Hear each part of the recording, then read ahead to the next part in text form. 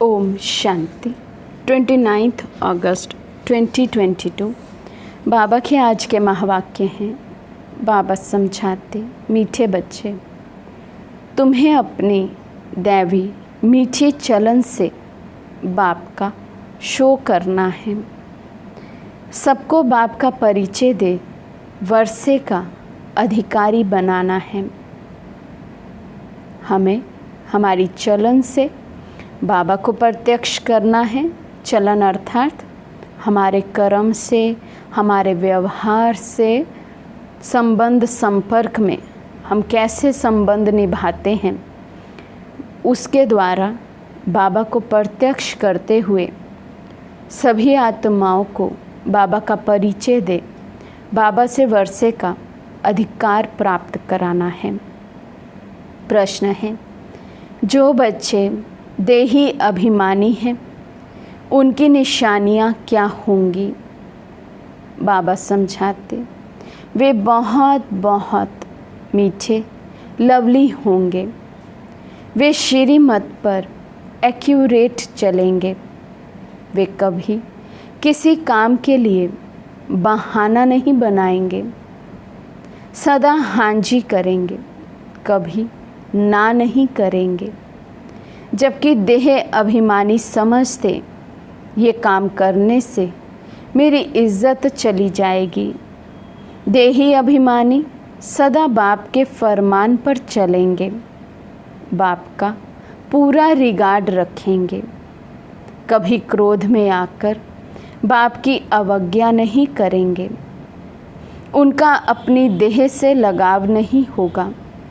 शिव बाबा की याद से अपना खाना आबाद करेंगे, बर्बाद नहीं होने देंगे। गीत है, भोलेनाथ से निराला कोई और नहीं। ओम शांति।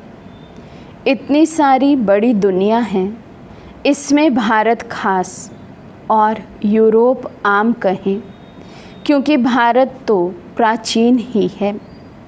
ये तो समझते हैं असुल भारत ही था। सब धर्म वाले ये तो जानते ही हैं कि हम एक दो के पिछाड़ी आए हैं। हमारे आगे भारत ही था। ये तो समझ की बात है ना। तुम बच्चे जानते हो कि बरोबर भारत ही प्राचीन है। उस समय भारत ही बहुत धनवान था, तो स्वर्ग कहा जाता था। इस समय तो कोई मनुष्य मात्र बाप को जानते ही नहीं, सिवाय तुम बच्चों के। सो भी नंबरवार पुरुषार्थ अनुसार है, तो हर एक खुद समझ सकते हैं कि बेहद के बाप को नहीं जानते। पुकारते हैं, भक्ति करते हैं, परंतु बाप की बायोग्राफी किसी को पता नहीं है। भक्ति करते रहती हैं आत्माएं, भगवान भगवान कह पुकारती रहती हैं, लेकिन बाबा कहते, मैं हूँ कौन, मुझे जानते नहीं, मेरी बायोग्राफी को भी जानते नहीं। गाया भी जाता है कि फादर शोज़ सन, सन शोज़ फादर। अब तुम बच्चों को ही बाप का शो करना है। फादर तो अपना शो नहीं कर सकता, फादर तो बाहर नहीं जाएगा। तुम बच्चों को ही बाप का परिचय देना है। अब शिव बाबा तो जगह जगह पर नहीं जाएंगे सेवा करने, लेकिन बाबा कहते, आप बच्चों को बाबा का परिचय मिलना ही अर्थ निकलता है कि फिर आप भी औरों को बाप का परिचय दें।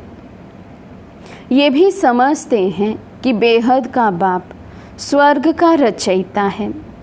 उनको अगर जानते तो आश्चर्य लगता है। हम भगवान के बच्चे दुख में, आयरन एज में क्यों? ये प्रश्न भी तुमको पूछना है।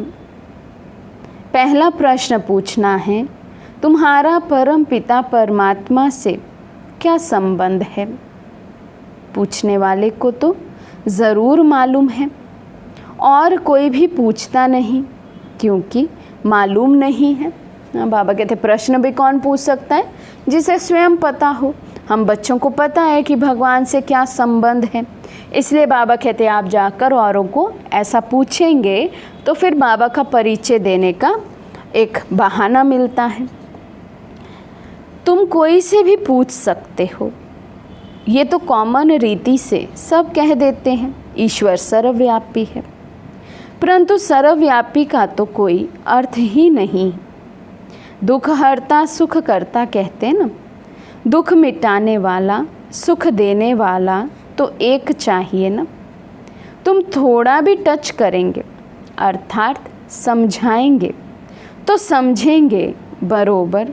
सतयुग में सुख ही सुख था, अभी तो दुख ही दुख है, तो ज़रूर सबके दुखों को बाप ने मिटाया होगा। ये तो अति सहज बात है, तुम्हारी समझ में आता है।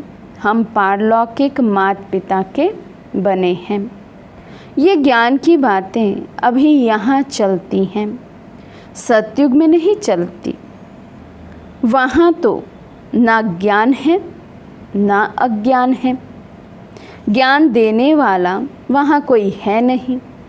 ज्ञान से तो प्रारब्ध पाली, तुम अभी ज्ञान से प्रारब्ध पा रहे हो, नंबरवार पुरुषार्थ अनुसार। देही अभिमानी बनना बड़ी मेहनत की बात है। शिव बाबा की सर्विस में जो तत्पर रहेंगे वही देही अभिमानी बन सकते हैं।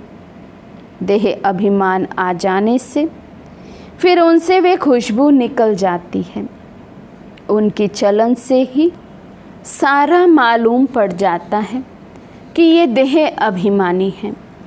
देही अभिमानी बहुत मीठे लवली होते हैं। हम एक बाप के बच्चे ब्रदर्स हैं, आपस में भाई बहन भी हैं, दोनों ही श्रीमत पर एक्यूरेट चलने वाले हैं। ऐसे नहीं कि एक श्रीमत पर चले दूसरा बहाना बनाकर बैठ जाए। श्रीमत पर ना चलने वाले को बाप कभी अपना बच्चा कह नहीं सकते। बाहर से भल बच्चे बच्चे कहते, परंतु अंदर में समझते हैं कि ये नाफरमान बरदार हैं, ये क्या पद पाएंगे। बाप दादा दोनों समझ सकते हैं, श्रीमत पर अमल नहीं करते हैं, देह अभिमान के कारण श्रीमत पर चलते नहीं हैं।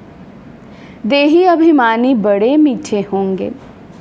ये आसुरी दुनिया कितनी कड़वी है, मात पिता भाई बहन सब कड़वे। यहाँ भी जो देह अभिमानी हैं वे कड़वे हैं। अभी तो तुम देही अभिमानी बन रहे हो, कोई तो सिर्फ तमो प्रधान से तमो तक आए हैं, सिर्फ प्रधानता निकली है, कोई रजो तक पहुँचे हैं, सतों में तो कोई आए हैं। ऐसे नहीं कि धीरे धीरे आते जाएंगे, कब तक धीरे धीरे चलते रहेंगे। आज बाबा पूछ रहे हैं, ये ढीला ढाला पुरुषार्थ, धीरे धीरे वाला पुरुषार्थ कर तो रहे हैं, चल तो रहे हैं, पहुंच ही जाएंगे। बाबा कहते ये भी आखिर कब तक। देही अभिमानी को कभी देह का अभिमान नहीं रहेगा कि ये काम मैं क्यों करूं, इसमें मेरी इज्जत जाएगी। तुम पाकिस्तान में थे तो बाबा भी बच्चों को सिखाने के लिए सब काम करते थे कि देह अभिमान ना रहे। देह अभिमानी बनने से सत्यानाश हो जाती है। बाहर में जो प्रजा बनने वाले हैं उनसे भी गिर पड़ेंगे। प्रजा में जो साहूकार बनेंगे उनको भी नौकर चाकर मिलेंगे। ये तो और ही जाकर नौकर चाकर बनते हैं। इनमें तो वे साहूकार अच्छे ठहरे ना। बुद्धि से काम लिया जाता है तो समझ में आता है। जो बच्चे नहीं बनते हैं, सिर्फ मददगार बनते हैं तो भी अच्छे धनवान बन जाते हैं। उन्हों को नौकरी करने की दरकार नहीं रहती, यहाँ तो नौकरी करनी पड़ती है। पिछाड़ी को करके राज्य भाग्य मिलेगा, सज़ा तो खानी पड़ती है दोनों को। इन सभी बातों को ज्ञानी तो आत्मा समझ सकते हैं। अज्ञानी देह अभिमानी हैं, उनकी चाल ही ऐसी है। समझा जाता है कि ये कोई काम का नहीं, यहाँ तो बच्चों को श्रीमत पर चलना पड़े, नहीं तो माया बड़ा धोखा देने वाली है। झट देह अभिमान आ जाता है। देह अभिमान को मिटाए, देही अभिमानी बनने में ही मेहनत है। यहाँ रहने वालों को तो फिर ब्राह्मणों का संग है। बाहर तो दुनिया बहुत खराब है। ज्ञान में संग ऐसा होना चाहिए फर्स्ट क्लास, जो उससे पूरा रंग लगे। देह अभिमानी का संग मिलने से एकदम मिट्टी पलीत हो जाती है, फिर फरमान पर भी नहीं चलते हैं। बाबा कहते हैं, अगर हमसे आकर पूछो तो झट बताएंगे तुम फरमान बरदार हो व नहीं। नंबरवार पुरुषार्थ अनुसार बहुत अच्छे हैं जो दिल को खुश करते रहते हैं। दुनिया में तो बड़ा दुख मारा मारी है, खून खराबी बहुत है। इनको कांटों का जंगल कहते हैं। तुमने इनसे किनारा कर लिया है, अभी तुम संगम पर हो। बुद्धि में है हम गृहस्थ व्यवहार में रहते संगम पर खड़े हैं। अभी हम कांटों से फूल बनते जा रहे हैं, कांटों से पल्लव निकलता जा रहा है। दुनिया में रिलीजियस सिर्फ तुम ही हो, वे भी नंबरवार पुरुषार्थ अनुसार। जो बाप को ही नहीं जानते वे हुए इररिलीजियस। कहते भी हैं धर्मी और अधर्मी, पांडव और कौरव। पांडवों की स्थूल युद्ध कोई है नहीं, तुम्हारी है माया के साथ गुप्त युद्ध। अगर तुम बाप को नहीं याद करेंगे तो माया का थप्पड़ लग जाएगा, तूफान आएगा। बाप कहते हैं, अभी तुम्हारा मुख है उस तरफ और पैर है इस तरफ। हमेशा याद करते रहना चाहिए नई दुनिया को। गृहस्थ व्यवहार में तो रहना है। बाप कहते हैं, निर्बंधन हो रहने वालों से गृहस्थ व्यवहार में रहने वालों की अवस्था अच्छी है। सब तो एक जैसे नहीं हो सकते, नंबरवार हैं। स्कूल में कोई एक जैसा नंबर थोड़ी लेते हैं, ये भी बेहद का स्कूल है। बाप सब सेंटर वाले बच्चों का ख्याल रखते हैं। इनको कहेंगे विशाल बुद्धि। विशाल बुद्धि तब बनेंगे जब बाप को याद करेंगे। तुम बच्चों की अब विशाल बुद्धि बनी है। तुम मूल वतन, सूक्ष्म वतन, स्थूल वतन और ये सारा चक्र कैसे फिरता है इसे जानते हो। इसको विशाल बुद्धि व बेहद की बुद्धि कहा जाता है। मनुष्यों की है हद की, तुम्हारी बनती है बेहद की बुद्धि। तो बच्चों को बहुत मीठा बनना पड़े। जितना मीठा बनेंगे, संपूर्ण बनेंगे, उतना वे भविष्य में अविनाशी बन जाएंगे। देखना चाहिए कि हमारे में देह अभिमान तो नहीं है। अगर कोई काम में ना करते हैं तो समझा जाता है इनमें देह अभिमान है। सतयुग में सब देही अभिमानी होते हैं। जानते हैं एक पुराना शरीर छोड़ नया शरीर लेना है। यहाँ तो कितना रोते हैं, देह अभिमान है ना। देह पर बहुत प्यार है। तुम बच्चों के लिए ये दुनिया जैसे है ही नहीं। कैसे? बाबा कहते डिटैच रहना है बच्चों को, जैसे ये दुनिया है ही नहीं। बिल्कुल भी ममत्व नहीं हो किसी में भी, अपनी देह में भी नहीं, देह के संबंधियों में भी नहीं। अशरीरी आए थे, अशरीरी बन जाना है। बेहद का बाप बच्चों को पढ़ाते हैं, उनका कितना रिगार्ड रखना चाहिए। बंदर किसी का रिगार्ड नहीं रखता, हाथी को भी गुर गुर करेगा। तो जो अंदर के कड़वे रहते हैं उनको बाप सपूत थोड़ी कहेंगे। कहेंगे इससे तो बाहर रहने वाले अच्छे हैं, रिगार्ड तो रहता है। ये भी ड्रामा ही कहेंगे।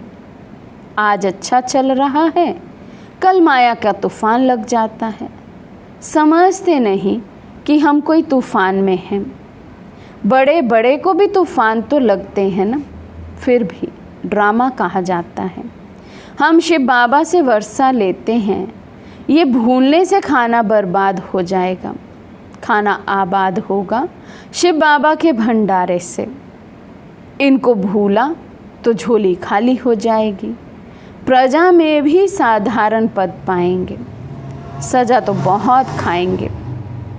खुद छोड़ने से फिर औरों को भी संशय बुद्धि बनाते।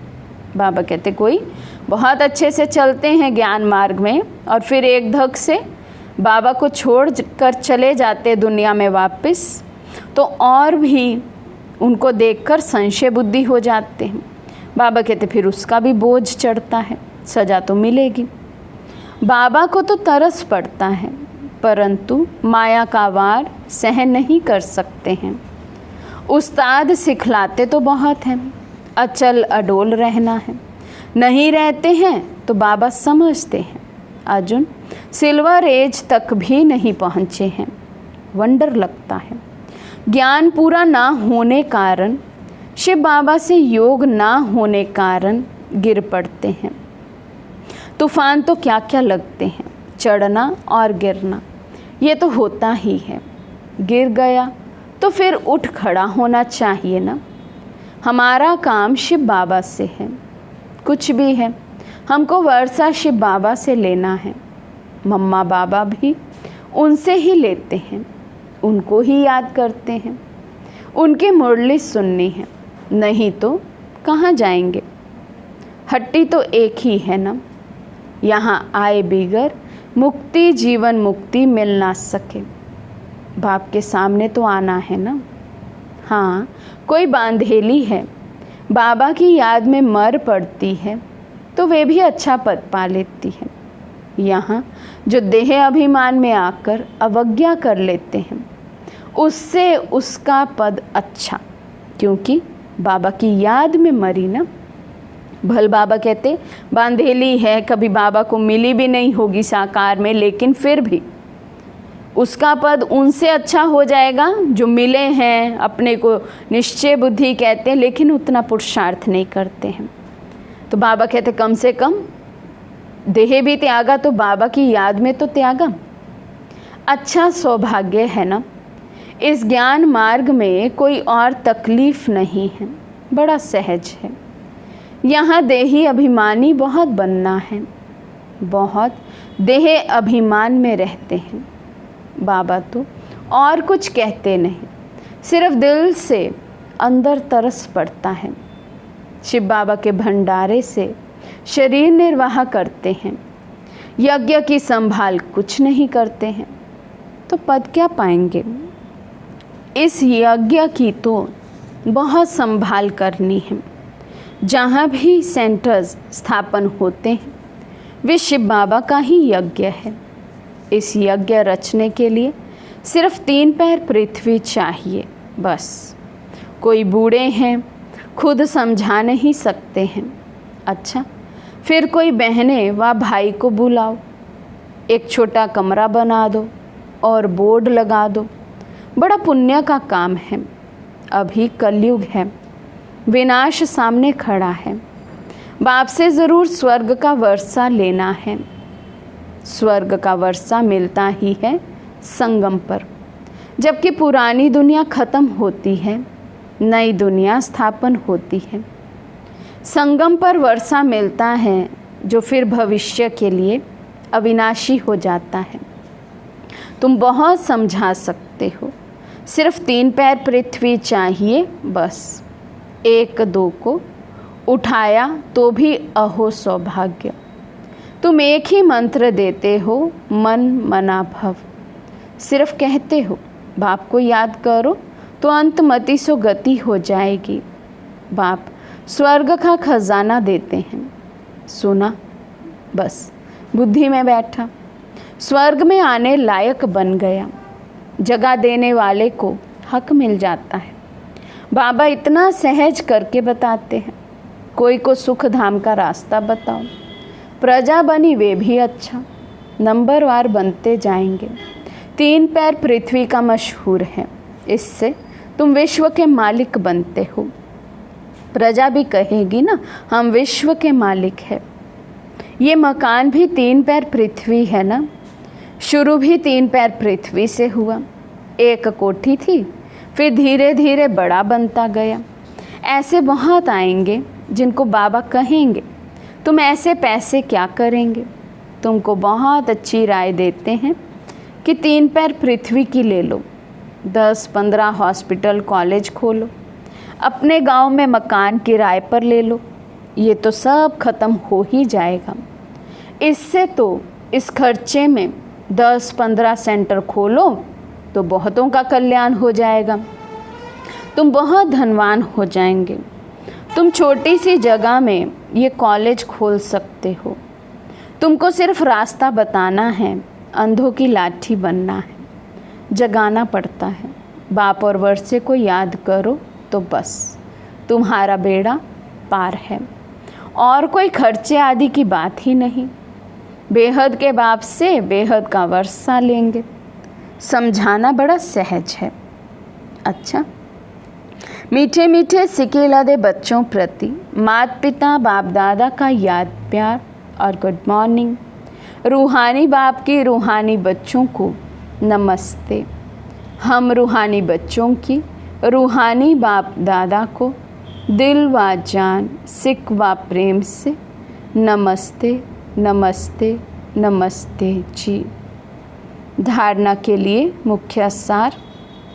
फर्स्ट पॉइंट, फर्स्ट क्लास ज्ञानी तो आत्माओं का संग करना है, देही अभिमानी बनना है, देह अभिमानियों के संग से दूर रहना है। सेकंड पॉइंट, यज्ञ की बहुत प्यार से सच्चे दिल से संभाल करनी है, बहुत लवली मीठा बनना है, सपूत बनकर दिखाना है, कोई भी अवज्ञा नहीं करनी है। आज का वरदान है ज्ञान गुण और शक्तियों से संपन्न बन दान करने वाले महादानी भव। ज्ञान गुण और शक्तियों से संपन्न बन दान करने वाले महादानी भव।